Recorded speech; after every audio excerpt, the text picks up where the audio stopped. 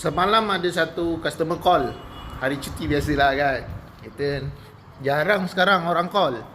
Lagi-lagi waktu zaman scammer-scammer ni, nak angkat call pun kita risau. Tapi yang ni brother ni dia call, dia tanya, itu kereta merah yang mana? Alah tu Corolla Sport tu. Okey, tahun bila? 2020. Grade 4.5. Mileage 50 something. Tak ingat lah bang. Kenapa bang? Abang minat, tapi ada sebabnya.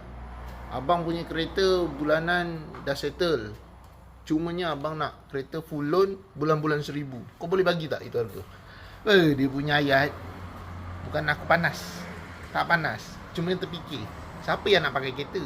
Ada orang paksa ke? Tak ada. Jadi janganlah menekan macam tu. Kita bukan apa. Kalau abang nak kereta bulan-bulan bawah 1,000, mesti nak kena 80 lebih down payment. 80 lebih down payment. 80 lebih loan. Baru boleh dapat macam tu. So kalau macam ni, kereta ni kita jual 110,000. Harga boleh nego, jangan risau. Tapi kalau nak bulanan full loan lagi bawah 1,000, memang tak boleh dapat. Kurang-kurang kalau full loan yang ni dalam 1,100, 1,200 lebih. Rasa dalam 1,200 lebih kereta ni. Let's go, kita tengok macam mana condition kereta ni. Condition dia kotor. Tapi kereta ni tahun 2020, grade memang original. Kereta ni sama segmen dengan Mazda 3 lah. So dia C segment, dia bukan B segment. Mungkin orang akan compare, kenapa mahal pula? Kereta ni C segment dia bukan B segment. So dia punya barang-barang dia naik selesa dia, wheelbase dia memang B segment. C segment. Dia lebar lah. Tapi harga dia murah lah bandingkan dengan FL1, bandingkan dengan kereta yang lain. Dia kira consider murah lah.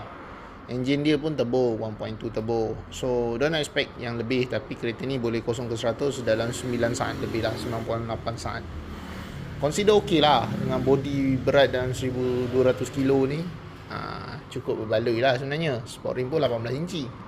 Apa barang dia lagi? Airbag 7. Complete lah kereta ni. So kalau tak, untuk abang dekat akak kat luar sana, kalau abang dengan akak jenis nak cari kereta rare, nak orang pandang tapi tak nak pakai kereta yang biasa sangat, yang ni memang betul-betul lain. Sebab ni kereta ni tak boleh convert dan juga memang hanya dia saja yang ada dekat Malaysia.